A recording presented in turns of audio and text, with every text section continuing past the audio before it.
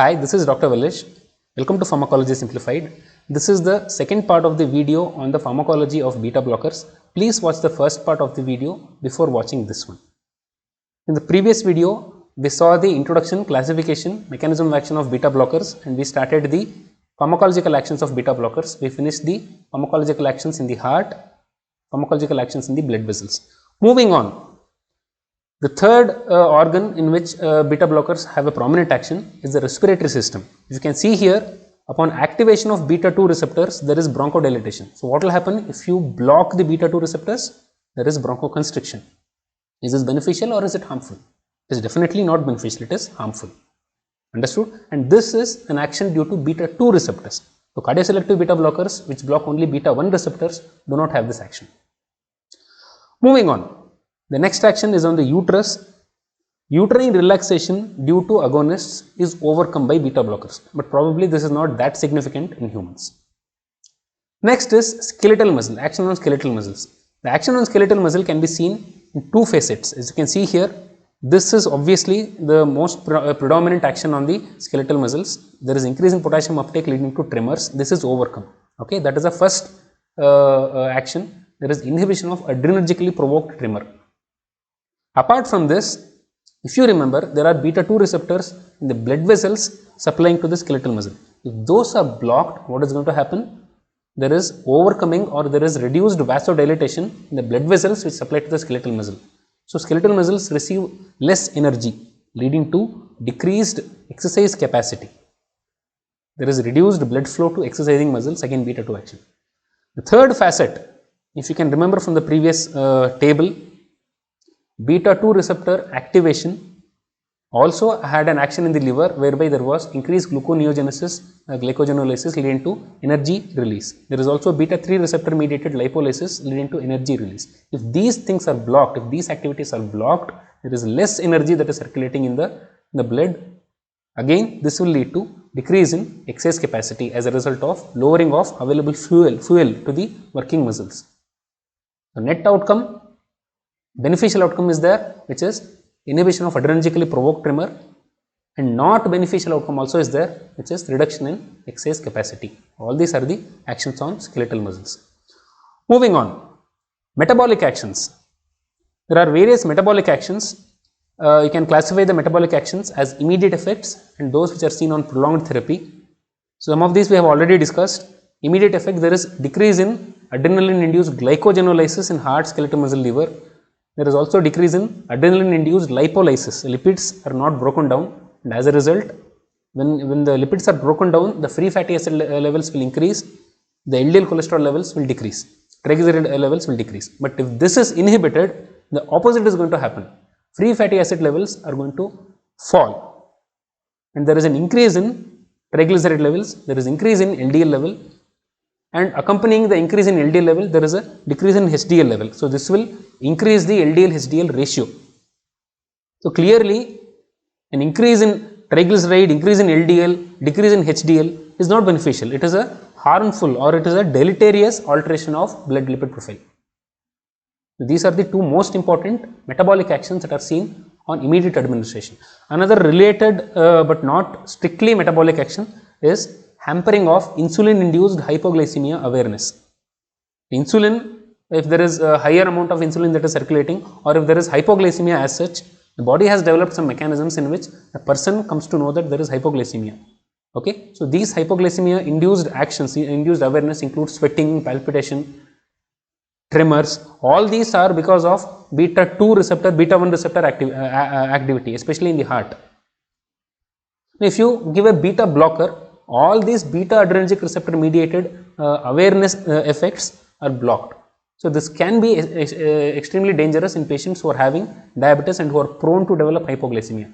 Remember, between hypoglycemia and hyperglycemia, always the more dangerous one is hypoglycemia.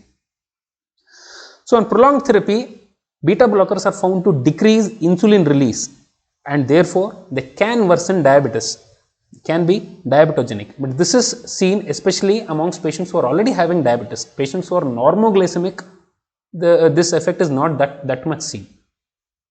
Understood? So, these 2 points, hampering of insulin induced hypoglycemia awareness and becoming diabetogenic on prolonged therapy, these 2 points are the ones which are very clinically relevant when it comes to usage of beta blockers in a patient who is already having diabetes.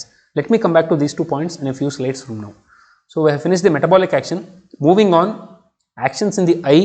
As you can see here, beta 2 receptors in ciliary body epithelium, there is increase in aqueous humor secretion leading to increase in intraocular tension. If you use a beta blocker, this will be reversed. So, there is reduction in intraocular tension.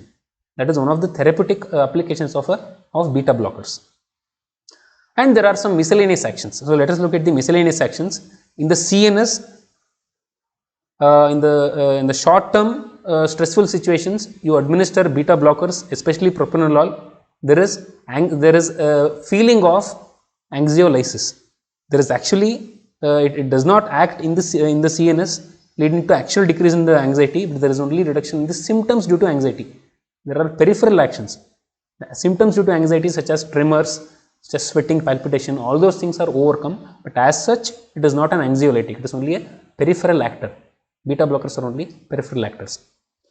On long term usage of beta blockers, propranolol, they will enter the CNS and they will cause behavioral changes, forgetfulness, increased dreaming, increased nightmares, which are all not beneficial.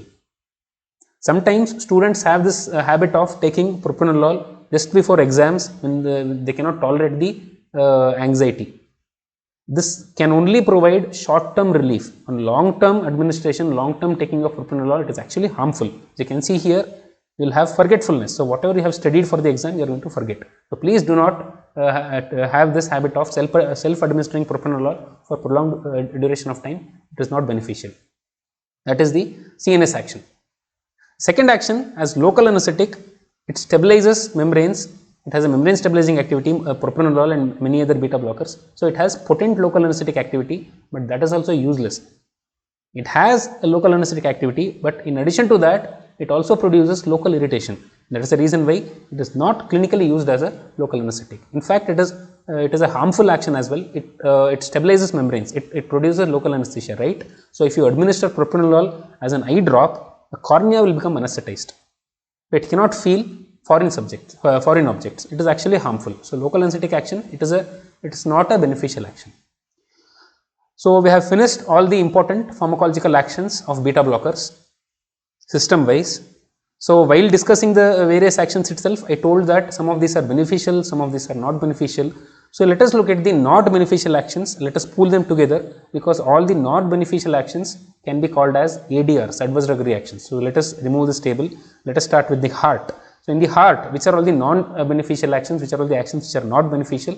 It will worsen the myocardial insufficiency because of lowering of cardiac output. It will precipitate the heart failure, and it will produce bradycardia. If the patient is already having heart block, partial heart block, it will become worsened, it will become complete heart block.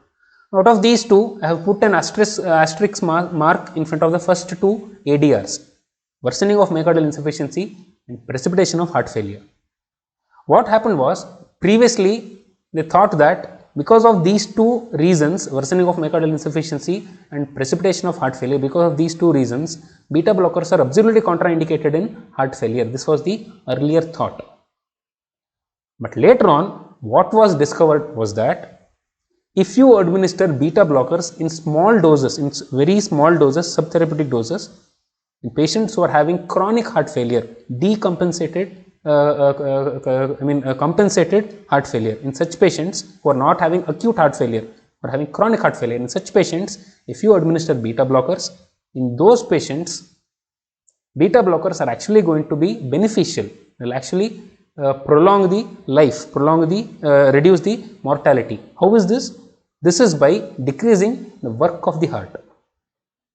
So, remember, even though these two are adverse drug reactions, heart failure is not an absolute contraindication. Yes, it is totally contraindicated in acute heart failure. When the patient is having symptoms, acute heart failure, acute decompensated heart failure, you should not give beta blockers. But if a patient is having compensated heart failure, patient is not having symptoms of acute attack of heart failure, definitely you should give beta blockers. This is a very important distinction, you should remember that. So, all these are ADRs related to the heart. Moving on, ADRs related to the blood vessels. What beta blockers are expected to do in the blood vessels? They block the beta receptors which are responsible for vasodilatation. So, they will cause vasoconstriction. So, which are all the places where vasoconstriction is actually harmful? One of them is vasospastic angina. There are three major types of angina: classical angina, unstable angina, and vasospastic angina. Vasospastic angina, the pathology is that there is vasospasm. So, if you administer beta blockers in a patient who is having vasospastic angina, already the patient's coronaries are already they have undergone vasoconstriction. In such patients, if you administer beta blockers, there is worsening of vasospastic angina. The vasospastic angina, you should not give beta blockers at all. It's an absolute contraindication. Next one is patients who are having Raynaud syndrome, in whom already there is peripheral vasoconstriction. Patients are already having cold hands and feet. If you administer beta blockers, these are going to become more worse. Remember, both of these are because of beta 2 action, not beta 1 action. Okay, moving on. What are all the adverse drug reactions that are seen in respiratory system? There is worsening of asthma because of beta 2 action. There is worsening of COPD again because of beta 2 action. Uterus, not that significant actions are seen. Skeletal muscles. So, what non-beneficial actions of beta blockers are seen in skeletal muscle? There is reduction in exercise capacity, there is tiredness because of two reasons. Number one, reduced blood supply to the skeletal muscles. Number two, reduced fuel to the skeletal muscles. Metabolic, lot of problems are there, lot of ADRs are there. There is worsening of glycemic status, especially in diabetics, especially on prolonged therapy because of worsening of insulin release, interfering with insulin release. Worsening of lipid status because these drugs overcome the or inhibit the adrenergically mediated lipolysis. So, there is increase in LDL cholesterol, increase in triglyceride, decrease in free fatty acid, decrease in HDL cholesterol. All of these can worsen or can precipitate coronary artery disease. So, this is metabolic ADR. And the third one, insulin induced hypoglycemic awareness is lost.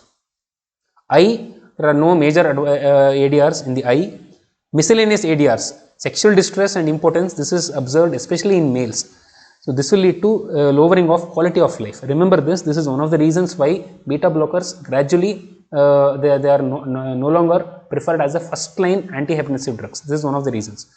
Next ADR is super sensitivity after sudden withdrawal. What happens is that when you administer beta blockers for a prolonged period of time, these drugs block the beta receptors. The beta receptors are already suppressed. So, they want to come back, but beta blockers are not allowing them to come back. What happens if you suddenly stop the beta blocker administration? What will happen then? Then they will suddenly come back, leading to rebound overaction due to beta receptors, both beta 1 receptors and beta 2 receptors. Sudden stoppage of beta blockers has been associated with rebound hypertension and precipitation or worsening of angina. That is because of withdrawal supersensitivity. Withdrawal supersensitivity is less often seen with those beta blockers which have intrinsic sympathomimetic activity because they are partial agonists. They do not completely block the beta receptor, they are mildly stimulating it. So, withdrawal supersensitivity is not as major problem as with beta blockers having intrinsic sympathomimetic activity. And finally, your favorite ADRs, nausea, vomiting, and nightmares and forgetfulness on prolonged therapy with beta blockers. So, all these are the adverse drug reactions with beta blockers. Now, out of all these adverse drug reactions, which ADRs are so severe that they warrant a contraindication? So, beginning from the start, bradycardia is a definite contraindication. The patient is having partial heart block, you should definitely not give a beta blocker. Even a cardioselective beta blocker should be administered very carefully or should not be given, should be avoided in patients who are having partial heart block. Vasospastic angina, definite contraindication. Patient who is already having Raynaud syndrome, in whom peripheral vasospasm is a problem. Again, there is a definite contraindication. Patient who is having asthma, again it's a contraindication, but if you want to administer a beta blocker, you can prefer a cardioselective beta blocker because worsening of asthma is because of beta 2 action, not beta 1 action. Next, patients who are diabetics, you should be very careful. You should administer beta blockers only if they are absolutely essential because of these two reasons: worsening of diabetes because it is diabetogenic on prolonged administration, and it will overcome the insulin induced hypoglycemic awareness, which can be very dangerous in patients who are having diabetes. So, all these are the contraindications. Finally, let us look at the uses of beta blockers. You can classify the beta blockers uses under two headings: cardiovascular uses and extra cardiac uses. This is frequently not done by students who are writing the exam. If you do this, you will get more marks. So, classify the uses of beta blockers are cardiovascular uses and extra cardiac uses. And cardiovascular uses are very, very easy to remember. You just remember the names of various chapters in CVS. Angina. Chronic treatment of angina pectoris is a cardiovascular use of beta blockers, but it should not be used in vasospastic angina for the reasons mentioned before. So, that is angina. Next is arrhythmia. It is useful in tachyarrhythmias, both supraventricular tachyarrhythmias and ventricular tachyarrhythmias, but it should not be given in bradyarrhythmias. And beta blockers are especially useful amongst those arrhythmias which are adrenergically induced, because it is induced by adrenaline. It makes sense to treat it by using a drug which acts in the opposite direction, which is the beta blockers. Especially during anesthesia, digitalis induced, all these are arrhythmias that are induced by adrenaline. Moving on, the next chapter is CHF. Chronic treatment of CHF, I have put a star there again. Remember, acute CHF, beta blockers should not be used, contraindication. But chronic CHF, beta blockers should be given. It will improve the life, prolong the life, it will reduce the mortality. How it will do that? It will reduce the sympathetic overactivity, leading to decreased cardiac decreased cardiac work, decreased cardiac consumption, oxygen consumption. All these are beneficial actions. And out of various beta blockers available, these are the most frequently used drugs for this condition: metoprolol, bisoprolol, nebivolol, carvedilol. And remember, these should be started in low doses, lowest possible doses, and gradually titrate and keep the dose low.